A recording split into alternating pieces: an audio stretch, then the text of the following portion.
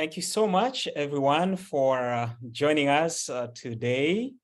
We are ready for the much-awaited event where we get to meet the person who has been doing so much work, so much contribution to the field of qualitative research. I've been with a number of you on through communication, and many of you have expressed the desire to actually meet Dr. Gianni Saldaña.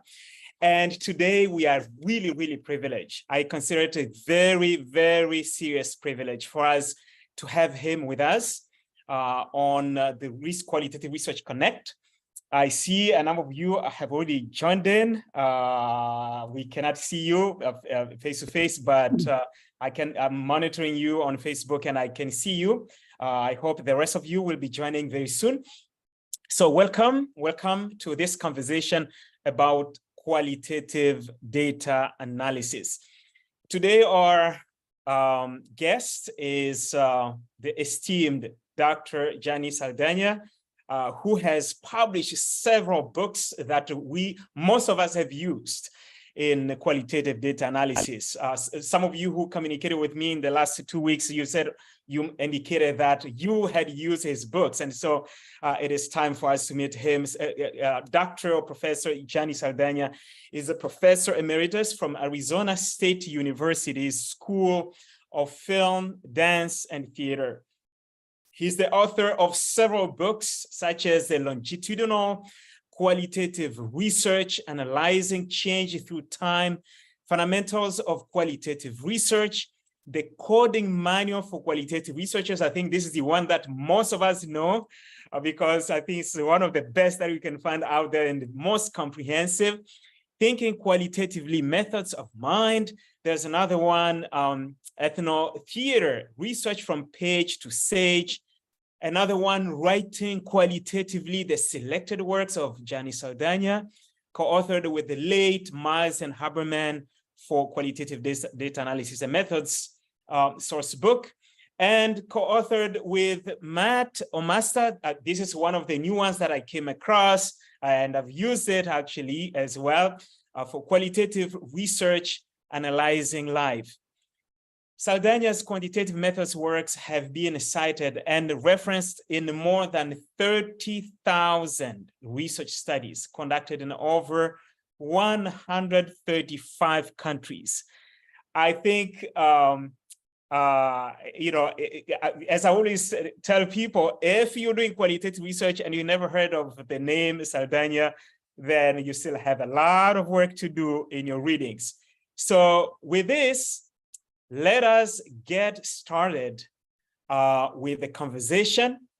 If you have questions, and you can post that on Facebook, I will be able to see that. Those who ask the questions ahead, as I had posted there, I have already your questions in this conversation, but the questions that are remaining, we're going to take them as they come if we have time later on. So let's start with the discussion. Dr. Saldaña, please, let's get started. What drew you to qualitative research in the era when qualitative research wasn't that popular around the world? Thank you so much, Safari, first of all, for that wonderful introduction and for coordinating this. In my field of theater education, I was starting my professional practice at the university in the 1980s. And so at that time, quantitative research was still being used in my particular field and was very strong at the time in education, but it was just the beginnings of when qualitative research was starting to really become prominent. And so in my field of drama education and in audience reception of the child audience, we were beginning to use qualitative research methods. I came in late to it in the 1990s. And so I began originally with my own research as a quantitative researcher, but because qualitative inquiry was starting to make inroads, I needed to bring myself up to speed with those particular methods. So what drew me was actually because my discipline was headed in that particular area. So to stay current, I needed to know how to research in that particular way. Interesting, because I think many of us have come primarily from quantitative research and eventually transitioned to qualitative research. And just like you, some of us, once we discover the qualitative research, it's like, whoa, this speaks a lot more to me than quantitative research. And in the end, you know, we will find ourselves spending a lot more time in qualitative research than in quantitative research. It's interesting to hear that you were also once much more involved in quantitative research. Let's go to another question. Why did you specifically decide to focus on qualitative data analysis? Because we have many different ramifications of qualitative research. You have qualitative research designs, data collection, data analysis. We may have the philosophy of qualitative research. All these are different ramifications of qualitative research, but you decided on data analysis. Why? Actually, that came as a result of people who were publishers who invited me to write some books for them. My first qualitative book was Longitudinal Qualitative Research Analyzing Change Through Time.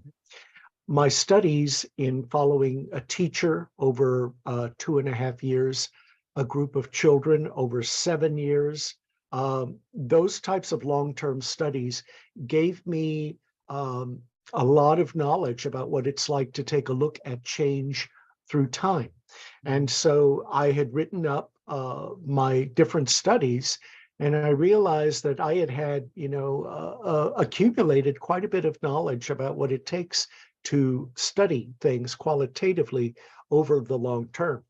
So one of my mentors, Harry Walcott, introduced me to a publisher, Mitch Allen at the time, who was running Altamira Press. And he said, okay, well, you know, if you've got this methodological knowledge, why don't you put it into a book for us? So that's actually the very first time I started with data analysis. Now, the next time I was doing a presentation at the American Educational Research Association, I was just doing a short paper on coding. It was just part of a 10-minute paper as part of a session, nothing really special. But the editor of Sage Publications in the UK at that time, Patrick Brindle, contacted me ahead of time, said he would like to talk to me about the possibility of doing a book on coding. And it had never really occurred to me to do that. It was, again, by a publisher's request to say, why don't you put together a book proposal? Well, I was so excited by it that I put it together rather quickly, and my book proposal was rejected by the reviewers because they said I really hadn't thought it through, and they were right. And I needed a year to do my homework, to research the literature, to find out what people were saying about coding, because there really wasn't that much written about it at the time, nothing very clearly. And so after that year's research, I revised my prospectus, turned it into Sage, and they said, okay, now, yes, you're on the right track. So the reason I decided to focus on qualitative data analysis is because my first two ventures had to do with analysis. And so I just I just stayed on that track. Wow. I mean, it's really good to hear the story behind the coding manual textbook, because you know, when we read this, you will never ever imagine that the first draft was rejected. And as we're sharing this, I remember something that I wrote in one of my books on how people should write for publication. And there I say, if your book is rejected, please do not fight the people who reviewed that or the article. Please read the feedback, revise it, and resubmit. And so, you know, somebody like you wouldn't have ever expected that you were ever rejected. And ladies and gentlemen, please understand that when we publish, even if you are rejected, it's not the end of the world. If Dr. Saldaña was rejected, Dr. Saldaña's proposal was rejected, I think it is okay if we have harsh feedback, and we can always improve from there. Let's go to another question. What do you consider the fundamental principles of qualitative research, specifically that data analysis? If you can link it to data analysis as well. Several years ago, I was invited to present a keynote address at the Qualitative Report, and then later on at the International Qualitative Research Methods Conference in Canada. And I put together an idea of what does it take to be a qualitative researcher? What does it mean to be a qualitative researcher? So those questions suggested a phenomenological study. So the keynote address that I put together was called Researcher, Analyze Thyself. And what I did for about a year was just really listen carefully. I didn't interview anybody. I just listened very carefully to what people were saying at conferences. I did some reflection in the readings that I was doing at the time. And I was putting together what I thought what it meant to be a qualitative researcher. And so when you ask me, what are the fundamental principles? I feel that these are the ones that came to my mind, and also the audiences gave me feedback as well, so that it was a collaborative work between me and the people that I presented this to. I felt that the fundamental principles, first of all, we need a sense of purpose, because when we research, it gives us a sense of validation that what we are doing is making a difference. It requires that we have meticulous vigilance of details to really look carefully, to analyze every single word. It means that we need resiliency, that we need to be able to put in that effort to do the work that it needs. Qualitative, for me, is so much harder than quantitative. And it means that we need to reinvent ourselves. After we've been quantitative researchers, we need to find out a different way of what it's like to analyze social life. I feel that qualitative researchers gives us a sense of belonging or communal grounding. It makes us smarter about what it means to be human. So it gives us a sense of what I call social savvy. It also makes us vulnerable, humble vulnerability, meaning that we respect our participants. We come to understand that we are not all this big, important, a serious kind of researcher. We need to keep it real with the people. And we have a responsibility to represent our participants or our studies truthfully. But it also gives us a sense of grounding and belonging, in that we find our methodological tribes. Like, you go to a conference, all the grounded theorists hang together, all the case study researchers hang together. You find the people within your group, and you have that sense of belonging, a sense of community. And the third one is that qualitative research enriches our life. It gives us a sense of meaning. It emotionally immerses us in everything that we're studying, which is one of the things I loved about qualitative that quantitative did not give me. Qualitative, I have to be very attuned to what's going on with the people I interview and observe. We also gift our ideas. We willingly share through our journal articles, and especially the knowledge that we have gained, so that others can build on those ideas. And finally, it gives us a sense of knowing and understanding yourself. Because I'm in theater people are trained to look inward and to really reflect deeply on who we are as human beings, so that we can create believable characters. And I think that same principle applies to qualitative inquiry. We understand others by understanding ourselves. And so when you bring these three together, purpose, belonging, and meaning, like an analyst, I was trying to figure out, well, what do all these three have in common? Well, for me, the core category of what it means to be a qualitative researcher is devotion. We devote ourselves to our participants. We devote ourselves to our discipline. We devote ourselves to finding answers.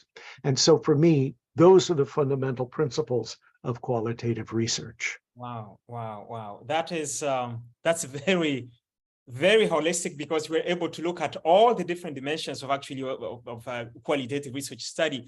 And two things that I capture here that are really, really worth emphasizing even more. Number one is that connection that we make with the people, with the participants. We have a lot more of this in qualitative research than what we will ever achieve in a quantitative research, because we collect data in a close proximity with people. We have to establish a rapport with them. We have to create a relationship with them. We need to put ourselves in their shoes to understand really what is happening. And I like the fact that you emphasize something that, and I think this has to take care of one of the misconceptions, that because some people who are new to qualitative research will say, oh, I'll just do qualitative research, is easier. Not necessarily. Yes. If you do it right, it's a lot more work, much more thinking that goes into that than just clicking on, on a SPS software for quantitative research. So I'm glad that I heard that from you as well, which confirms literature, and it confirms also my belief system. Thank you so much for that. We'll go to the next question. What mistakes have you found common to people new to qualitative data analysis? I feel that you need to learn the rules before you can break them. And so I feel that everybody, needs to know the legacy of what has been given to us with data analytic techniques. Yeah. Coding, of course, was, really surged into prominence by Glaser and Strauss in the 1960s, and we've built on their initial ideas. Here you see approximately 29 different ways to code qualitative data. However, the biggest mistake I think that people make is that they tend to go with descriptive coding as the very first method, where all they do is they just simply list the topics, the things that are talked about. Like I have an example in my book where I show how a particular piece of data on the left-hand side of the screen was where a mother is talking about the hard time that her son had in middle school. And so the codes at the side are basically topical, talking about the student-teacher relationship and the bad role models that he had in middle school. Those will suffice, but they don't really get into what is the real story behind it. And so one of the things that I've learned in my several decades of qualitative inquiry, regardless of research methodology, regardless of topic, if I have interview transcripts, the very first method I'm going to use is in vivo coding, because it keeps me grounded and rooted in my participants. And so rather than just giving a descriptive list of topics, here I find the most intriguing things that the participant says, and I use those as codes. So that tough time, people pleaser, put him down, shunned him. There's almost a kind of a storyline structure to the codes. Another option that people have is process coding, because Kathy Sharmaz says that process coding gets us into the action of people. So here it's the exact same datum, except we now have 3 different codes: pleasing people, internalizing rejection, losing your network. So when you compare the 3 different coding methods together, descriptive codes are just so basic, they don't really tell you much about what's going on with the story. But the in vivo codes and the process codes really get more into what's going on. So for me, that's one of the first mistakes that people make when it comes to coding. Another thing that happens is overcoding or code proliferation. All these strips of paper were from one of my doctoral students, and each strip of paper represents a code. She did not work with software. She was old school and worked with pieces of paper. And I saw this, she showed me a photo, and I went, oh my goodness, you poor thing. One piece of wind and everything is ruined. So I think that this is a second mistake that people make, is that they overcode. One of the things to help with that is to remember that codes are in service to more compact meanings. And so if you see this example, underneath all of these different index cards are the separate codes that compose that particular category. And so the category is, again, another way of condensing the data into tighter meaning. And also analytic memos, your write-up about it, those are very helpful because the codes stimulate an understanding of what's going on. Codes are prompts or triggers for trying to come up with the deeper meanings. So those are some of the things that I see as some of the most common mistakes that beginning data analysts make. Wow, wow, wow. That is, I think, you know, reflecting on what you have just talked about, I have personally seen this. I have made this some of these mistakes, and I've seen the same mistakes some of my students making eventually when I'm guiding them. And so this is the reason why I always encourage students to really, unless they have taken qualitative research as a class, which is not common to many universities around the world, actually, it is really, really important for them to read a lot before they even undertake a qualitative research study. And before analyzing the data, go and read the appropriate model that you're following, because there's just a lot happening. It's not just grouping things. It's a lot of thinking that is happening. Before we go to the next question, I want to remind those who are watching, if you have questions, please put them, write them right there in on Facebook, and we take the first come if we still have some time. I think we may have some time. So we'll go to the next question. What are we required to use qualitative research software to analyze data in all the studies? These are some of the questions that I usually encounter when I'm speaking in different places on qualitative research. And it's nice to hear from the expert exactly what your thoughts are. I have used different methods, and you don't need sophisticated qualitative data analysis software to do your studies unless they are very, very large data sets or very complex kinds of analyses that you need to conduct. For example, the software Word, if you're doing field notes, for example, or even interview transcripts, you can place all your data on the left 2/3 of the screen, and then just insert a simple text box along the side where you can insert your codes. When you're ready to transform your codes into categories, just simply cut and paste all the codes, put it on a new document, and start cutting and pasting to find the commonalities.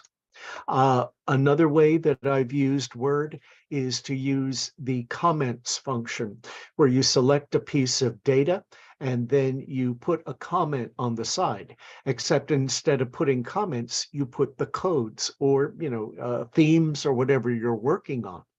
And then with Word, what you can do is, again, select all the comments and put them into one new document, so that enables you to work with these new symbols.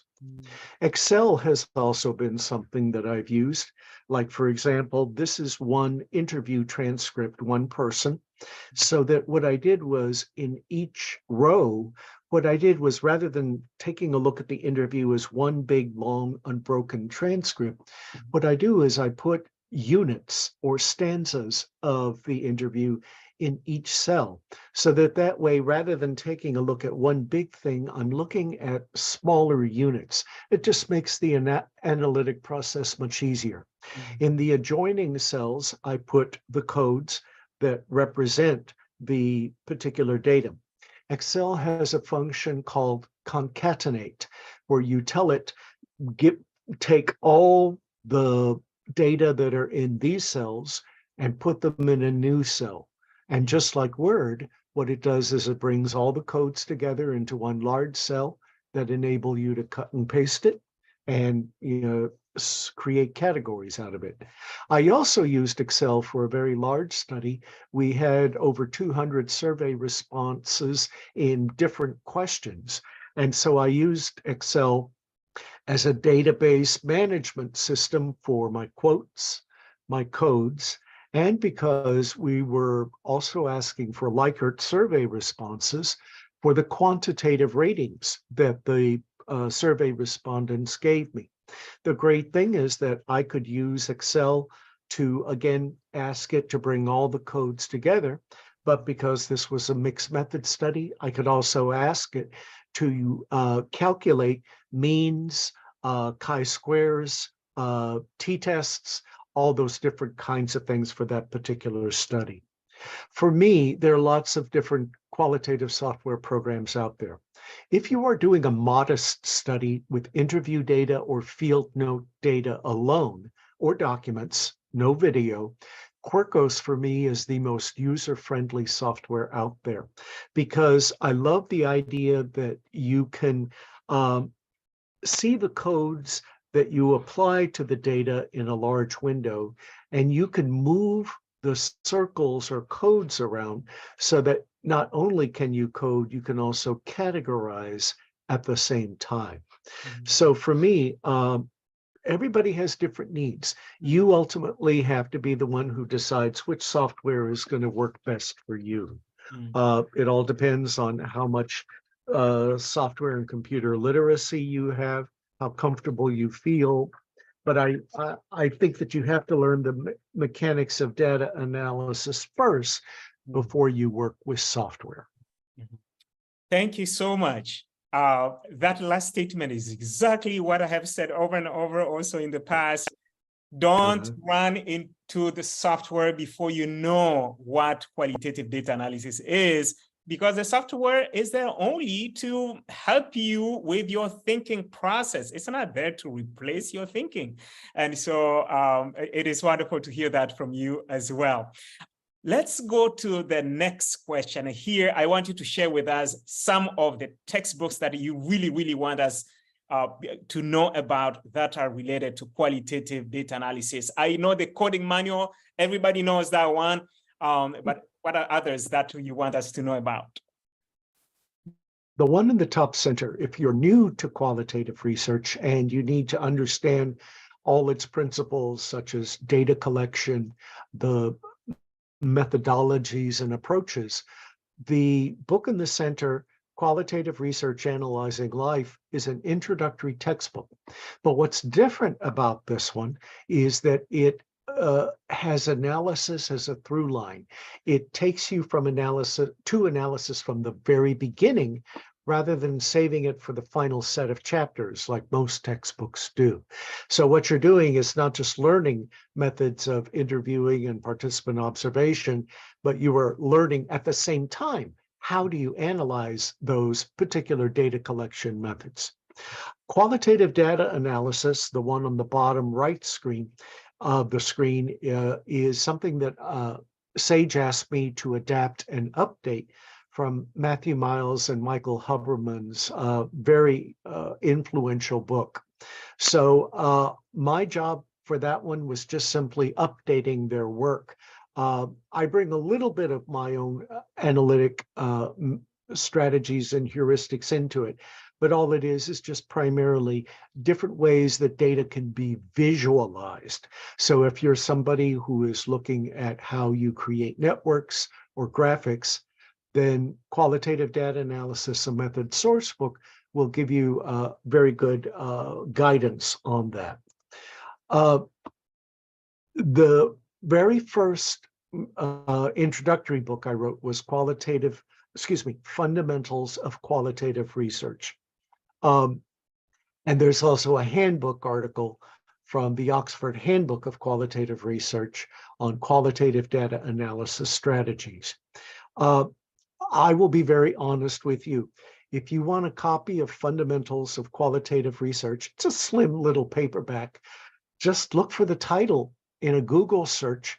I don't know who posted it, but the whole book is available there online. So, you know, it's no secret. You can just go for it and download the whole book.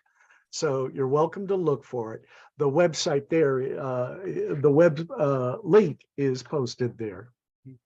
Wonderful, wonderful. There's already one question pertaining to this that I want to take right now that just came from the Facebook. It comes from Trina Ricablanca, who says, where can we buy these books? I think that's a very good question to address right now and not wait until later. It certainly depends on what kinds of book outlets you have access to.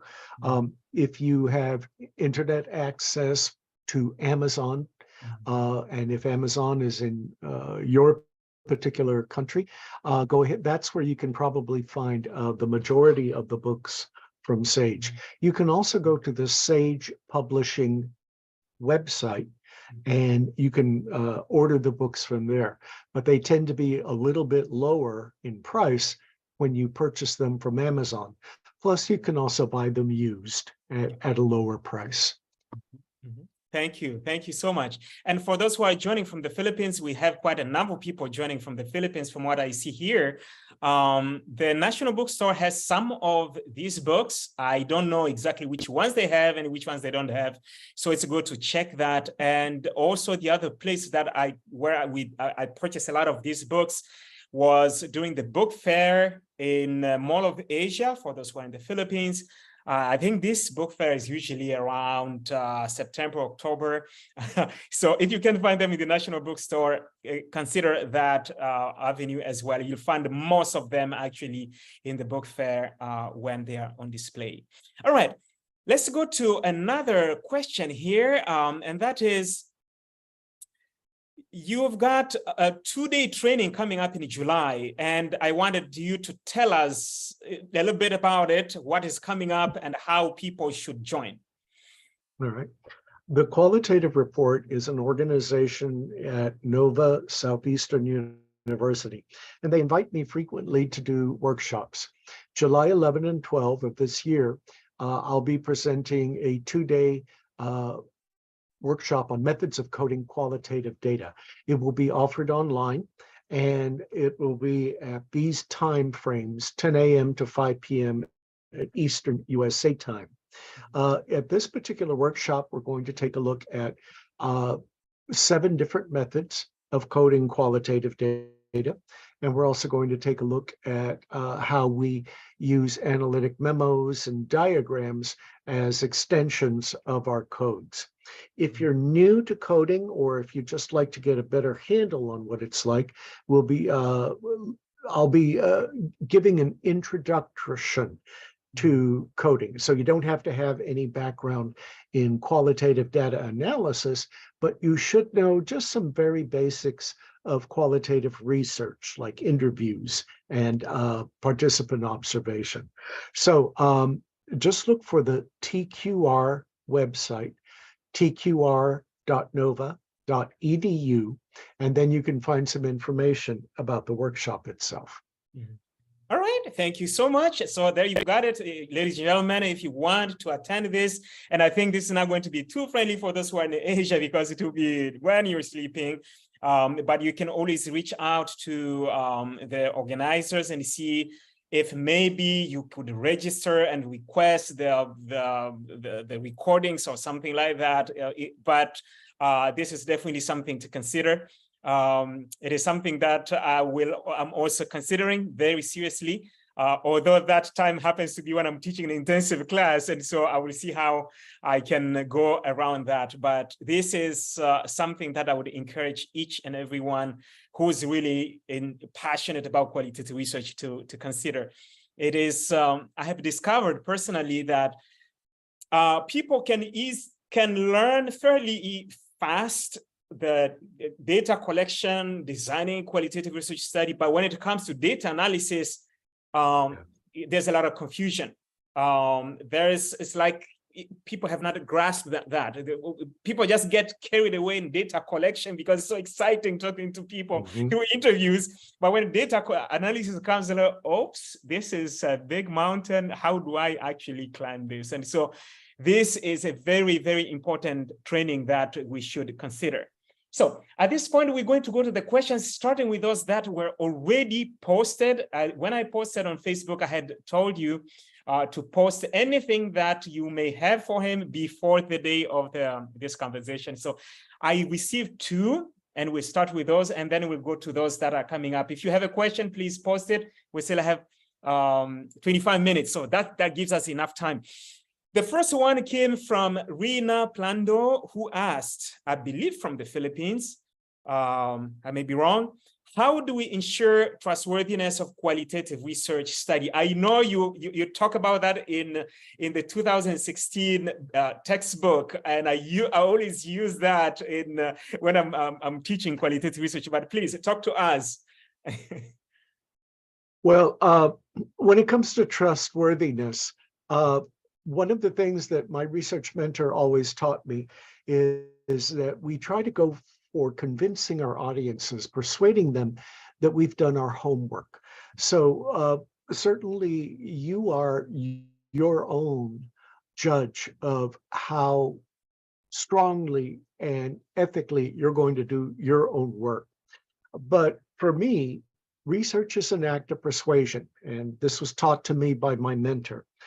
When we try to show people that we have done our homework, that means that we are providing a sense of evidence. You can see the mountains of paper. We don't need to show a photo of that, but we do need to provide in our writings that we have, for example, done a very thorough literature review. One time I was asked to peer review a journal article on somebody who was writing about multicultural education. But when I took a look at the references, they had left out the premier person who on multicultural education, James A. Banks. And I thought, well, then I'm sorry, but you need to go back and review what this person has written.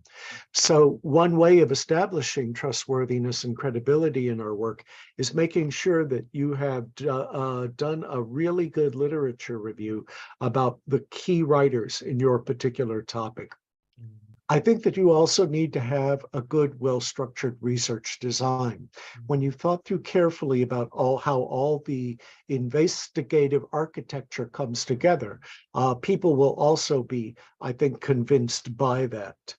Another thing is when you have collected a sufficient amount of data. If you just say you make these bold claims after talking to just 3 people, I would very much question that. But if you make some attempts to generalize from after interviewing, let's say 12 people or 15, I'll be a little bit more inclined to believe you. So a lot of it also depends on how much data you collect. When you state your parameters and boundaries of your study, not the limitations, when you say, this is the world I studied, then you're establishing a contract with me as your reader. You're letting me know, okay, this is the particular ground. What I dislike is reading a journal article, and this comes from quantitative inquiry primarily. And then the final section is the section of limitations that lets me know as a reader, well, I didn't study this, or you may not be able to apply these particular findings to this. And that's a very big letdown for me. I prefer you tell me at the beginning, just before you present your results, this is who I studied, this is how long I was with, so that way I am responsible for making the transferable inferences from your study. I think you also need to outline how you did your data analysis. If you just simply tell me, well, I analyzed my data with Atlas TI software, that doesn't tell me very much. But if you let me know very carefully, for example, the number of categories you developed, how many matrices you created, if you just give me just a little bit of information to let me know how you analyze your data, I'm going to be more inclined to believe you. When you present your work, give me an evidentiary warrant, or in other words, show me data that supports your claims or your theory through interview excerpts, through charts, through matrices. Also have some just good technical writing, but yet make it very evocative. Since we're dealing with qualitative inquiry and social conditions, don't deny emotions, don't deny creating a good story. Yes, you need to be giving me the good technical details, but also interest me. Give me an overall tone that is plausible, authentic, and believable. That way you will develop in me a sense of trust in your particular study. And those are just a few of the major things. There are other smaller ways to develop credibility, like triangulation, for example, of data. Thank you. Thank you so much. You have definitely addressed quite thoroughly that question. I've captured even certain things that I think I didn't see in the 2016 version. Maybe they're captured in 2019 one. Here is another question that came, I think it came 2 days ago. What is basic descriptive coding, and can we use this in a narrative inquiry? This comes from Jen Molo from the Philippines. Earlier, I showed you the differences between descriptive coding, in vivo coding, and process coding. I would say for narrative inquiry, descriptive coding is not going to really help you make some analytic leaps. But in vivo coding, I think, especially if you're going to be doing narrative analysis, very much will help you in that way. The other things that I do is that I prefer to have, I come from an English background. I was an English teacher, in high school.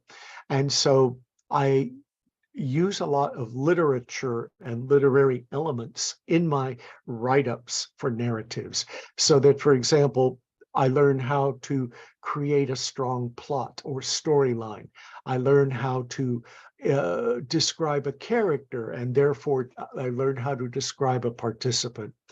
I feel that in certain narrative inquiries, the best ones that I've read are those that just simply tell a good story. So coding for narrative inquiry, choose a coding methods that's going to help you get a good story, not a good analysis. Thank you. Thank you so much. Because after all, narrative inquiry is about a story, creating a storyline. We're going to another question. There's a number of questions that are coming up. We'll try to address as many as possible within the time we have. We have 17 minutes to go. This one comes from Nguyen Phuoc Ong Chao, who, and I have put this in the chat area for you, Dr. Saldaña. Yeah, I saw. I have two questions. One, can we use coding in hermeneutic phenomenological studies? Number two, how do we use the theory used in our study to code the data with in vivo, I believe, coding? From my readings of phenomenology, phenomenological studies, that particular methodology prefers themes, extended phrases or statements, rather than shorter truncated codes. And so with phenomenology, I would take a look at the thematic analysis literature, particularly the work of Jonathan Smith, and also the groundbreaking work of Brown and Clark. I'm trying to keep their names straight. I think it's Virginia Brown and Victoria Clark. Those are the three writers I feel who do the best work in thematic analysis. As far as using theory to code the data with in vivo coding, for me, the theory behind in vivo coding is that it remains grounded in the participant's life world. And so by staying with codes that originate from the participant, I am honoring their voice, and also I am staying I'm taking on their perspective rather than applying my researcher's worldview on the data. So for me, the theory, if I'm reading your question correctly, that would be the purpose of in vivo coding. Thank you. Thank you so much. There's another question that comes from Dr. Patricia Lopez Estrada, joining us from Costa Rica, who is grateful to this conversation. And she asks, Dr. Saldaña, I have found over time how challenging it is to capture the essence of coding, even more when I have to teach it to novice researchers. What would your pragmatical advice be on teaching it in a way that is both smooth and apprehensible? The way that I've taught coding that I found has been most successful for me is beginning with just the idea of why we code in the first place. I use a series of visuals, and I'm going to try Safari to get to that just so that I can give a few examples. I'm not sure if I'll be able to. But what I do is I let my students know that when I'm coding, what I'm doing is I'm going through certain types of analytic strategies in order to make that happen. Let me see if I can just get to something real quick. Safari, can you please just simply make some comments about how you would respond to that while I look for a screen? Okay. Personally, what has been my experience, and interestingly, I have done some of this with Dr. Estrada, Lopez Estrada, in Costa Rica in a training, in a couple of trainings. I personally prefer to actually have the data. Sometimes, if I have enough time during the trainings, I will ask people to actually go and collect data as part of learning how to collect data and feeling what we're actually talking about, and try to use that data to analyze it, to learn the data analysis. And this usually seems to be, instead of talking about it in abstract, it helps people to either to connect it to what they have already collected, actual data they collected, or seeing it with the real data that I have prepared for training. Thank you. What I do is I rely on as much visual analogies as possible, just to teach what, if you will, the basic idea behind coding is all about. Like, for example, I will say how each state of my country, the United States, is represented by its own flag, so that we can consider that each flag is like a code that symbolizes the state. And when you put these 50 different state flags together as codes, what it creates is the category of the United States of America, so that the category is represented, represents the codes, with the 50 stars, for example, representing the 50 states. Now, I'm going to fast forward through a couple of other things because I want you to see those visual analogies. What I do is I talk about how coding, qualitative data analysis is like decorating a room, where this comes from methodologist Andrew Abbott, who we may start off, for example, our analysis is kind of plain. We have just the basics, kind of a, solid color, and there's, just the basic fundamentals. But as our coding continues, we get a little bit more complex. We get add in a few more details. Perhaps we change the background color, so that as we continue to code and categorize and analyze the data, our work becomes a lot more structured. It becomes unified. We see the big picture. And then we find that one thing that just seems to bring the entire room together and also the entire study together. And this might be the key assertion or the primary theory, for example. So those are the ways that I use to represent, for example, how we talk about codes. I talk about how each room in a house is like a category in which relevant patterns of action occur. And so I ask my students, what are the codes, or what are the actions that happen in a kitchen? And they'll tell me things like cooking, washing dishes, storing food, after school snacking. All right, so that way they understand how a code and a category interrelate. And then when it comes time to, identifying, okay, tell me the codes that happen in this particular room. Then we talk about how everything is unified. I again use illustrations to say, talk about the theme of the kitchen on the left side of the screen. And they think about how they would use language to describe the visual appearance of this kitchen. Then I tell them, use language to describe the right side of the kitchen, so they understand how our themes use words to try to capture the essence of this visual data. So I rely a lot on just trying to get as visual as possible when I'm explaining codes, categories, themes, and so forth. Now that they have those visual reference in their mind, then I go to, okay, let's take a look at an interview transcript and find out how we code from there. So that's how I approach coding from my perspective.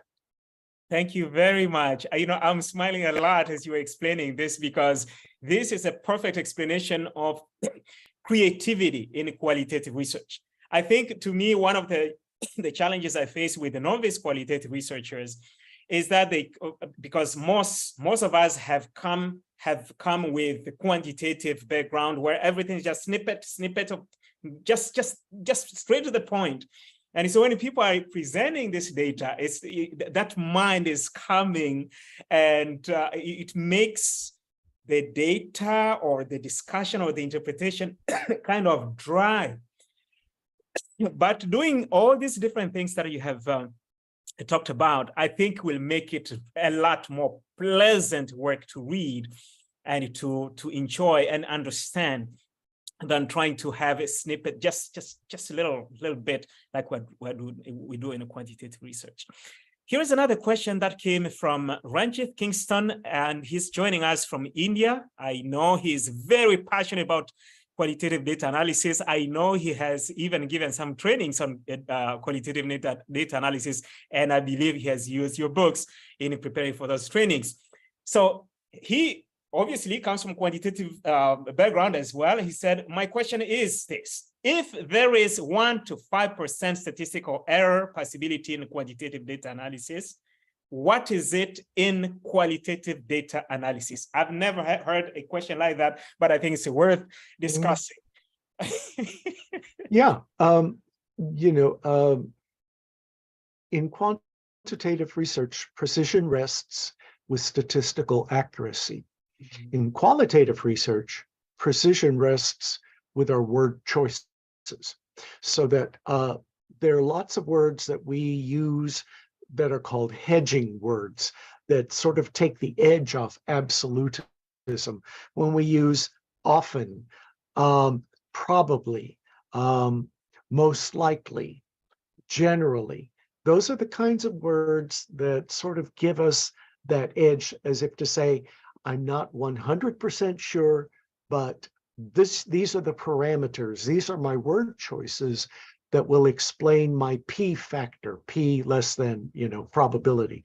So Joseph Maxwell, who's a methodologist, says, it's not the fact that we have biases, but what we do is we state what might be our biases from the very beginning. So that if we, in our reflexive journals, in our analytic memos, and even in our final write-ups say, this is my worldview, this is why this study is important to me, this is how I may have been a little bit skewed in my analysis of the data. If you are confessional from the very beginning, then that too is a way of telling us, okay, you're giving us, you're being truthful and honest with us. For me, that is how you establish a sense of credibility and trustworthiness. When it comes time to kind of a, if you will, statistical error probability, I feel that comes when we use our words. And so it's a matter of what kind of tone do you have? Are you being humble with your assertions, or are you being kind of arrogantly, absolutist in your claims? I'm going to trust the one that's a little bit more humble. Thank you so much for all this wealth of knowledge that you have shared with us, Dr. Saldaña. Before I give you the last word, I just wanted to address, a question that is commonly coming up, because we are basically done with the questions that have been asked so far. Will you be able to watch the recording? Yes, this is being recorded on Facebook, and that's the reason why we wanted you to join through Facebook, so you can come back to this over and over again. If you have colleagues who miss this, I know some people even ask me, will it be recorded because they are sleeping at this time, and some are in the countries where they are still sleeping. Can we watch this tomorrow? I said, definitely you can watch that tomorrow. You can watch it anytime. It will always be there on that platform, so you'll be able to do that. So I want to end before Dr. Saldaña comes with the final word. I want to thank him first of all for sparing time for us to be with us and meet with us. And I encourage each one of you to get hold of some of his books. You will not regret it. I have been, I mean, it's been a big blessing for me personally, each one of them. And interestingly, it's like every year it gets better and better. No offense to Dr. Saldaña, but as the years go by, it's like you come up with new things, richer things, clearer things, better illustrations. And so I would encourage each one of us to get the most recent copies. I have some here on my shelves myself. If you have questions after this, you want to continue this discussion, please post it on Facebook under that same place. I have asked Dr. Christian Ekoto, who is with us right now. I have co-authored a number of chapters with him. I think some articles too, I don't remember. And he's very much passionate about qualitative research. We will be monitoring those questions and we'll try to address those that we can. And if there's something that is way beyond us, then I will reach out to Dr. Saldaña for some help, and then he will give me the answer that I can post there. So please keep this conversation going. Don't think that it's over once we end this session. Also, consider the training that is coming up in July. Please join. We have the SAGE Handbook of Quality Research in the Asian context. For those who are in Asia, I know we have quite a number of you. Just let me show that just quickly, Dr. Saldaña. This is how it looks like. Please, if you are in Asia or you're a researcher who's a foreign researcher who's located in Asia, consider getting this copy, because it has been written by a lot of Asian scholars who bring their perspective to this. And so it was published last year, and it is something that has so much wealth from the Asian perspective. So I know we have a lot of people joining from Asia. Please consider that. And consider bringing more people here at the Qualitative Research Connect platform, because we will have more conversations to come. Actually, 3 weeks from now, we'll have another one. I will post it here. We'll be talking about ethics in qualitative research. And so we have an expert specifically on that who has published a lot on that, and we will be having that conversation. So let's have the closing word from Dr. Saldaña. What do you want us to leave here with from this conversation? I am so honored that you have granted me the title of doctor, but I do not have a doctoral degree. I have a Bachelor of Fine Arts and a Master of Fine Arts in theater. So I acknowledge that I've written, quite a bit, and, I know that I've even surpassed some people with a PhD degree. Definitely. But just calling me Johnny is honor enough. I do not need to be called doctor because I did not earn that degree.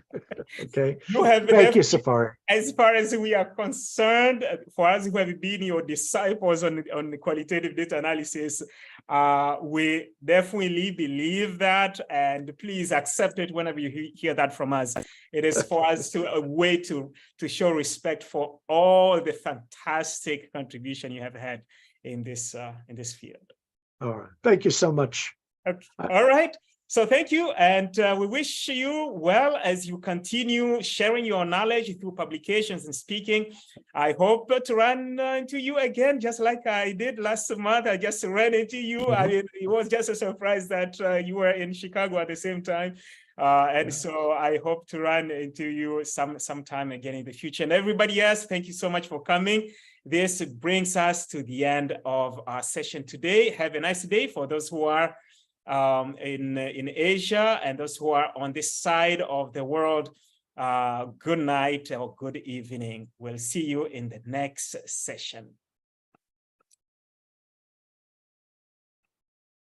Okay.